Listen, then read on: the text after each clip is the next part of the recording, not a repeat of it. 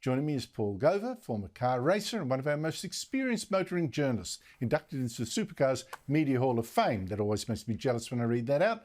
And he writes for drive.com.au. Paul, always great to catch up, mate. Let's fact check this ute that the Climate Change Minister is trying to sell Australia's tradies. First, tell us the price. You can't buy it in Australia. You won't be able to buy it in Australia. It's not made in right-hand drive. We don't need to get to the price. It's sold out in America. Right? He's right. It is very popular in America. It's so popular in America, it's sold out. They don't have any production to send to Australia in the foreseeable future. And the steering wheel's on the wrong side. Just a couple of small problems. All right, we're talking about pure hypothetical. But if it was ever sent here, basic model will set you back $62,000. And the cheapest of the extended range ones, which he was referring to with the range there, is $110,000. So your average tradie, I think, would balk at $110,000 for a ute. Now, he says this can go 500 kilometres on a single charge. How true is that?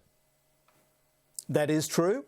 If you tow anything with it, though, you'll be travelling half that distance. If you fill up the tray in the back with your wheelbarrow and all the other stuff you need, you'll be going half that distance.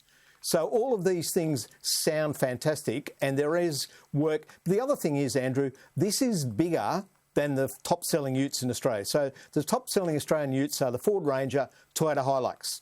This thing is orders of magnitude bigger than that. Okay, now there is a growing market in Australia for converted American utes. They call them pickups over there, of the size that the Ford F-150 is. And in fact, Ford have a plan to bring the F-150 here next year with a right-hand drive conversion, but with a combustion engine. So we're getting there, but it's baby steps, and to be talking about electric utes, even Elon Musk hasn't been able to get his Cybertruck, which is supposedly the great saviour of pickups for the whole world. That just keeps getting delayed. It's been pushed a long way back from when it was originally supposed to be coming. Now, you make a very good point about the size of that monster. It's absolutely huge. And I must say, if we're going to be swapping our petrol-driven cars for this huge behemoth, I'm not sure the planet is going to thank us for it. You think of all the steel that went into that thing and what it will do to our roads as well. Now, sorry, all right, you said load it up, this ute, and you're only going to get half the range that the minister was saying.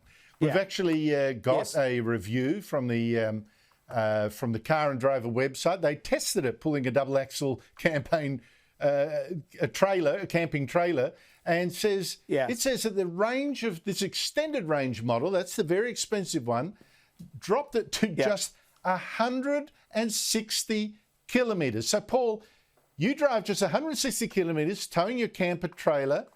You really need to top up your battery. Well, how long are you going to be standing there having driven just 160 kilometres before it's recharged?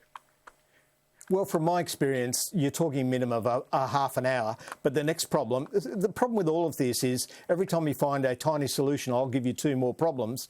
So the thing's going to be, by the time we get lots of electric vehicles around, we now worry about range anxiety. How far can you go on a charge? Let me tell you, I've been driving a lot of these electric cars. They are very impressive, if expensive.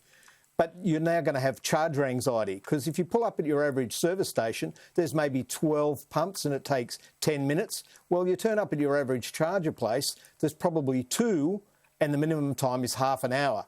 So I sat and watched it happen a little while ago at one near my house, and there were 3 people waiting. The last person in the line had to sit for an hour and a half because they didn't have enough charge to get home. Oh, my God. At least they felt virtuous about saving the planet.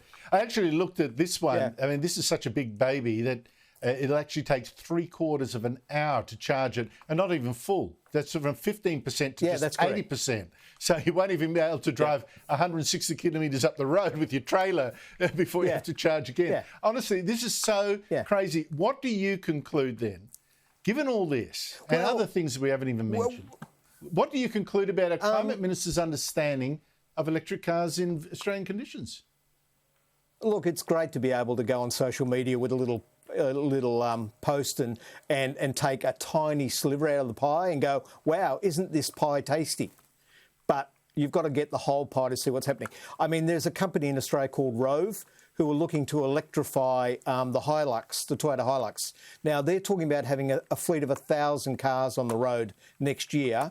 I reckon the cost of converting them from combustion to electric is going to be about 40 grand. But when you think that's 1,000 cars, and every year we sell 1.1 million cars in Australia, it's tiny, tiny baby steps. We will get there with electrification, but not anywhere. I mean, I just think all of these targets they're setting are not currently achievable with what we know about what's available today. Now, things are accelerating fast, but the fact is the two best-selling vehicles in Australia are the Hilux and the Ranger. Right at the minute, I can't tell you when you'll be able to walk into a Ford or a Toyota showroom and buy one of them. Paul Gover, thank you so much for your time. Thank you.